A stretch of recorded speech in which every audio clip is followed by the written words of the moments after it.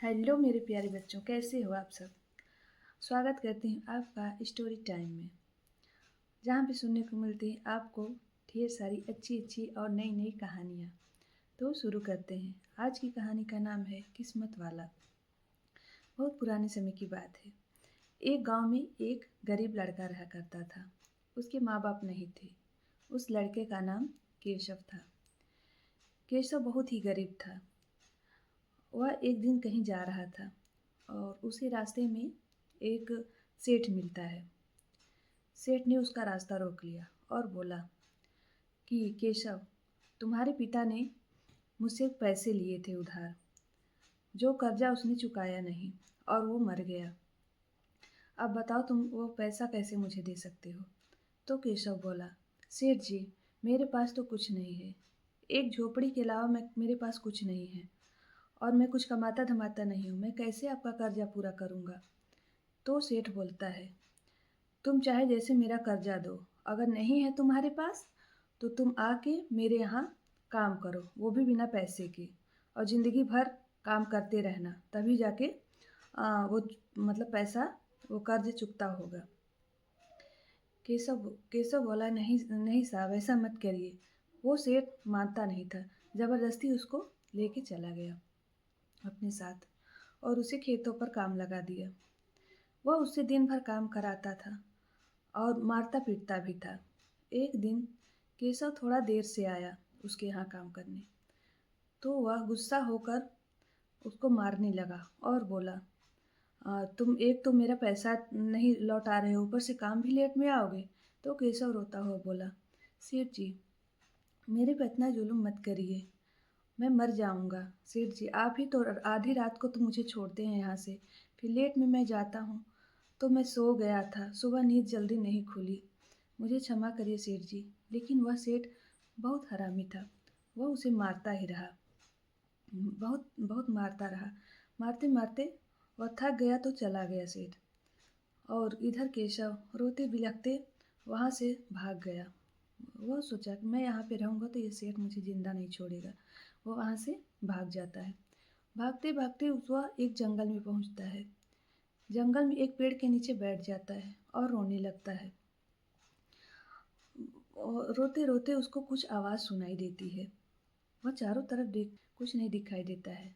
लेकिन जब वह थोड़ा दूर जाता है तो उसे एक हिरन दिखता है। हिरन के पास जाकर वह कहता है कि मैं तो सोचा कि कोई जंगली जानवर है, शेर और आ गए हैं और मुझे खा डालेंगे, तुम तो हिरन हो। और हिरन को वह सहलाकर उसको छोड़ देता है। हिरन वहाँ से चला जाता है। हिरन चला जाता है। वहीं पास में ही एक महात्मा बैठे थे, मतलब साधु महात्मा थे, जो भी था। तो साधु महात्मा थे तो उसको बुलाए, बोले यहाँ आओ बेटा। तो केशव गया उनके पास। साधु महात्मा बोले, बेटा तुम बहुत दुखी लग रहे हो, क्या बात है। तो केशव बोला, महाराज, मैं बहुत भूखा हूँ और प्यासा हूँ, मुझे कुछ खाने को और पानी मिल जाता तो ठीक रहता। तो महात्मा बोले, वहीं पास में मेरी कुटिया है, कुटिया के पास कुटिया में तुम चले जाओ, वहीं पे फल रखा हुआ है, और फल और पानी लेकर आओ। तो केशव जाता है, वहाँ पे फल रखे हुए थे और पानी, वह दोनों उठा लाता है और महात्मा को देता है। बोलता है, गुरुजी लीजिए। महात्मा उसे कुछ फल देते हैं और फल अपने पास रखते हैं और कुछ फल उसको देते हैं। तो और बोलते हैं तुम खा लो। केशव खाता है और पानी पीता है। तो महात्मा बोलते हैं, बेटा तुम अपने हाथ दिखाओ मुझे। तो केशव कहता है, महाराज मैं तो गरीब हूँ, मेरा हाथ क्या देखेंगे आप। तो महात्मा बोलते हैं, नहीं नहीं, तुम दिखाओ अपना हाथ। तो केशव दिखाता है उनको अपना हाथ। तो महात्मा देखकर उसको मुस्कुराने लगते हैं। तो केशव कहता है कि महाराज आप क्यों मुस्कुरा रहे हैं मेरा हाथ देखकर। तो महात्मा बोलता है, इतनी अच्छी किस्मत, इतना अच्छी लकीरें, ये तो किसी राजा महाराजा के हाथों में रहती हैं, वो तुम्हारे योग में है बेटा। तो केशव कहता है, महाराज मेरा मजाक मत उड़ाइए, मैं बहुत गरीब हूँ, मुझे तो खाने को नहीं मिलता, खाने को खाना तक नहीं मिलता, और मेरी किस्मत कैसे अच्छी है, आप मजाक मत करिए महाराज। तो गुरु कहते हैं, लो बेटा ये फल लो। फल लो और तुम पूरब की दिशा की ओर चले जाओ और दूसरी दिशा में मत जाना, पूरब की तरफ चले जाओ। तो केशव फल लेकर पूरब दिशा में चला जाता है। जाते जाते उसे एक हलवाई की दुकान मिलती है। हलवाई अकेले था और बहुत परेशान दिख रहा था। तो केशव कहता है केशव नहीं, हलवाई कहता है कि बेटा तुम्हें क्या चाहिए, तुम क्या खरीदना चाहते हो, कौन सी मिठाई चाहिए तुमको। तो केशव कहता है नहीं नहीं सेठ, मुझे मिठाई नहीं चाहिए। मैं तो यहाँ, अगर मुझे कुछ काम मिल जाता तो ठीक रहता। मैं यहाँ काम के बदले में पैसा भी नहीं लूँगा, बस आप मुझे रात भर रहने का जगह दे दीजिएगा, मैं रात यहाँ बिता लूँ काम के बदले। तो सेठ कहता है ठीक है बेटा, आ जाओ। मैं अपने बेटे का इंतज़ार कर रहा था लेकिन मेरा बेटा आया नहीं, इसलिए तुम आओ, ये मिठाई के डब्बे समेट दो और मिठाइयाँ भर दो। तो वो दोनों सेठ और केशव दोनों मिलकर मिठाई का डब्बा भरते हैं और उसको इकट्ठा करके रख देते हैं। उसके बाद सेठ उसे अपने घर ले जाता है, वही हलवाई उसे अपने घर ले जाता है जहाँ पे उसका बेटा था। उसके बेटे का नाम अनुज था। तो अनुज कहता है कि पिताजी आप किसको लाए हैं। तो वो हलवाई कहता है कि बेटा यहाँ पे हम दोनों ही रहते हैं, तुम्हारी माँ मर चुकी है, ये मुझे बहुत गरीब लड़का मिला है और इसे थोड़ा रहने का ठिकाना चाहिए था, तो मैंने सोचा कि आज इसको यहीं पे खाना खिलाते हैं और यहीं सोएगा ये। तो अनुज कहता है ठीक है पिताजी।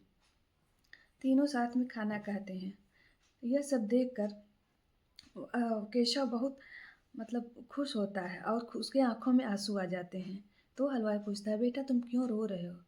तो केशव कहता है इतना प्यार मैंने पहली बार देखा है, मैंने आज तक इतना प्यार पहली बार महसूस किया है।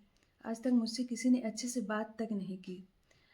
तो हलवाई उसको अपने गले से लगा लेता है और बोलता है तुम मुझे सेठ मत बोला करो, तुम मुझे अपना चाचा बोला करो। तो इतना कहकर और खाना पीना खा के सब लोग सो जाते हैं। केशव सुबह जल्दी उठता है, वह नाश्ता वास्ता सब बना देता है जल्दी से और हलवाई को उठाता है कि उठिए चाचा, उठिए, मैंने नाश्ता बना लिया है और अनुज भैया को भी उठा दीजिए और दोनों लोग नाश्ता करिए।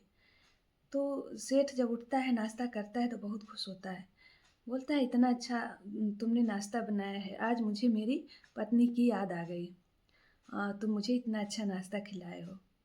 और इतना ही बातें कर रहे थे तब तक उन्हें नगाड़ों की आवाज़ सुनाई देती है। तो वो केशव पूछता है कि चाचा ये कहाँ से ढोल नगाड़े बज रहे हैं, कौन है बजा रहा है। तो हलवाई बोलता है कि बेटा ये राजा के सैनिक हैं, वह कोई सूचना गांव में देने आए हैं, इसीलिए ढोल नगाड़े बजाकर वह सूचना दे रहे हैं। तो तीनों बाहर निकल के सुनने लगते हैं।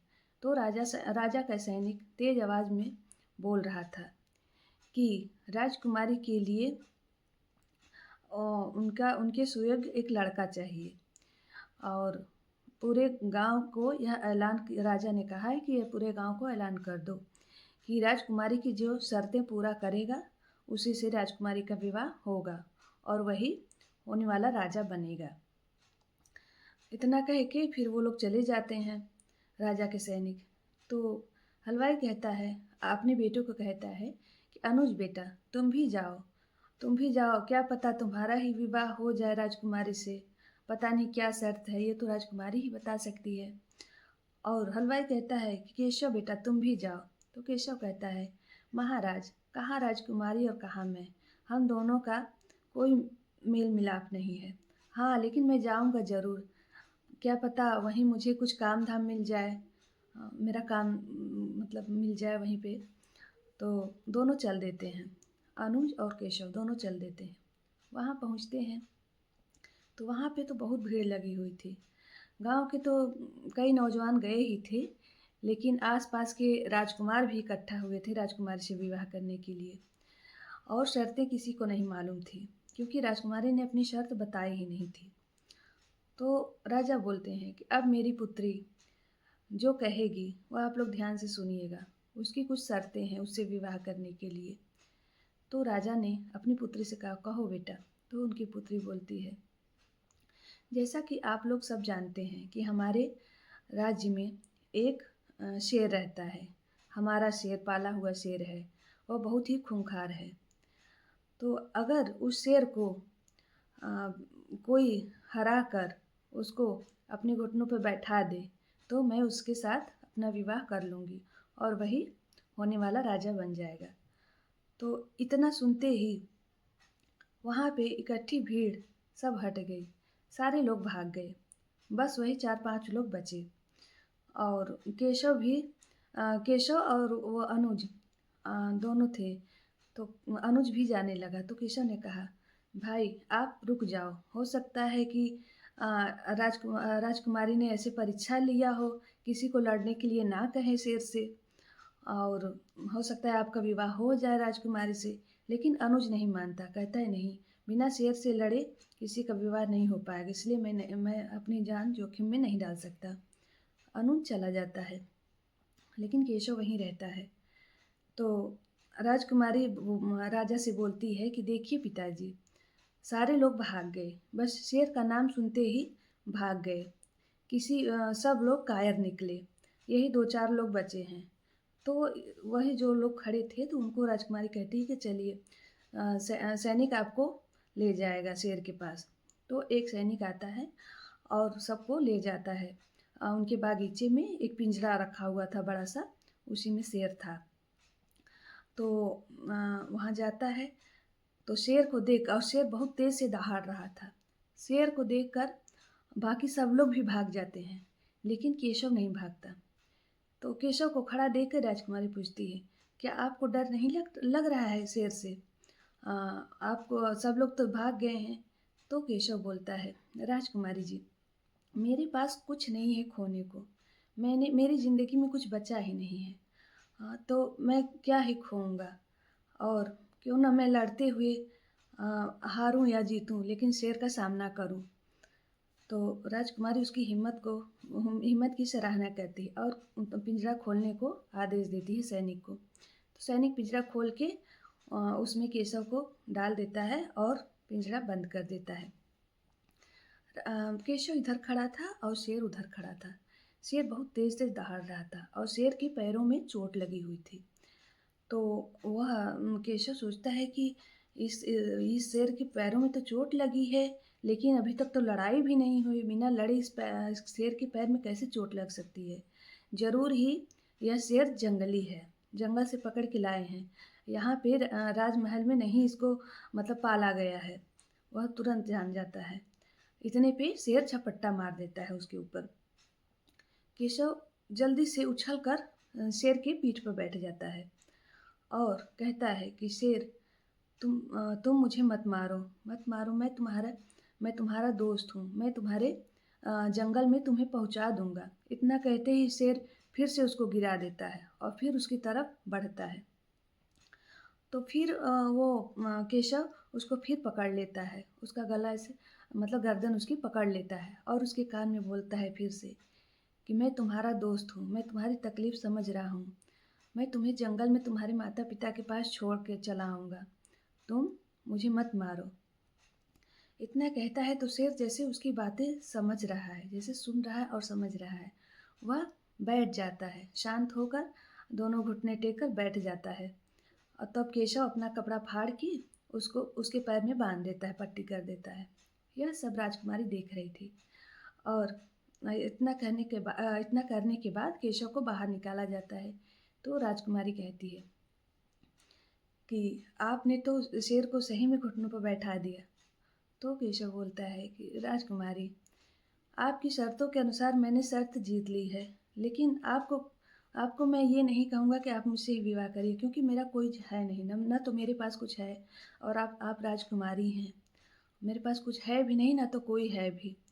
तो राजकुमारी कहती, नहीं नहीं, जो गुण मुझे अपने पति में चाहिए थी वो सारे गुण आप में हैं। ना केवल आप शक्तिशाली हैं और बल्कि आपका दिल भी बहुत ही अच्छा है, क्योंकि उस शेर को आपने पट्टी बांधी है, जानवरों के प्रति लगाव है जो कि मुझे बहुत प्रिय है, आपके सारे गुण, इसलिए मैं विवाह करूँगी तो आपसे ही करूँगी। तो इतना कहती है। फिर उसके बाद राजा उन दोनों का विवाह करा देते हैं और राजा के बाद वह केशव राजा बन जाता है। जब केशव राजा बनता है तो उसे वो गुरु की याद आती है जो जंगल में मिला था और उसने बताया था कि तुम्हारी लकीरें बहुत अच्छी हैं और तुम किस्मत वाले हो। तो वह किस्मत वाला था ही, इसलिए तो राजा बन गया। तो ठीक है, ये रही आज की कहानी।